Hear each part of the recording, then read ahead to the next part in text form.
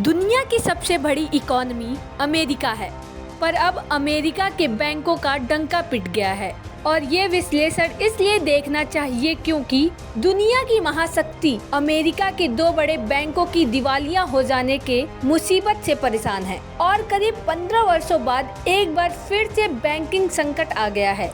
वर्ष 2008 को अमेरिका में इसी दिन लिमैन ब्रदर्स बैंक ने दिवालिया होने की याचिका दायर की थी। इसके बाद ही अगले एक दशक तक पूरे विश्व में मंदी का असर ऐसे ही हुआ था। एक बार फिर से लोगों के मन में मंदी का डर परेशान कर रहा है। आज हम आपको दोनों बैंकों के डूबने की वजह और उससे दुनिया पर पड़ने वाले असर के बारे में भी बताएंगे और हम यह भी बताएंगे कि भारत का इनसे कनेक्शन क्या है, जिससे हमें ज्यादा सावधान रहने की जरूरत है। सबसे पहले आपको बैंकिंग के बारे में बताते हैं। अमेरिका को सबसे बड़ा झटका उसके 16वें सबसे बड़े बैंक सिलिकॉन वैली बैंक के डूबने से लगा है।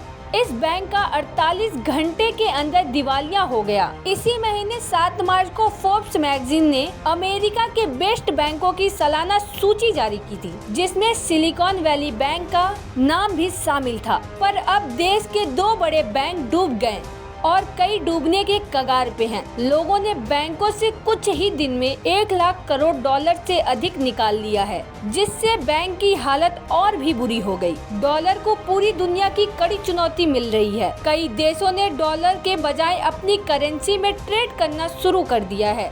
अमेरिका का debt to GDP ratio record पर पहुँच गया है। अमेरिका पर पहली बार डिफॉल्ट करने का खतरा मंडरा रहा है।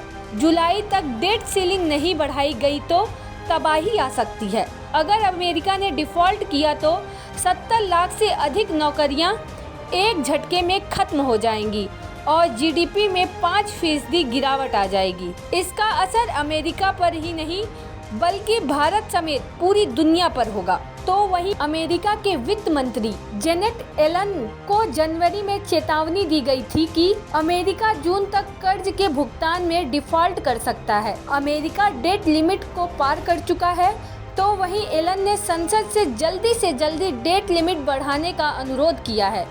अगर अमेरिका ने कर्ज के भुगतान में डिफॉल्ट किया तो इससे अमेरिका की इकोनॉमी को भारी नुकसान होगा, लोगों की जिंदगी दुखद हो जाएगी और ग्लोबल फाइनेंशियल स्टेबिलिटी पर इसका बहुत बुरा असर होगा। डेट लिमिट वह सीमा होती है जहां तक फेडरल गवर्नमेंट उधार ले सकती है। 1960 से इस लिमिट को 78 बार बढ़ाया जा चुका है।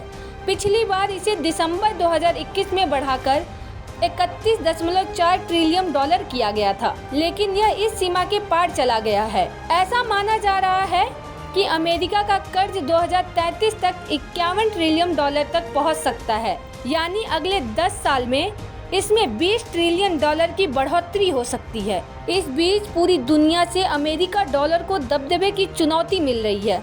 अमेरिका डॉलर ने लगभग 8 साल तक दुनिया की इकोनॉमी पर राज किया है। तो आपका क्या कहना है?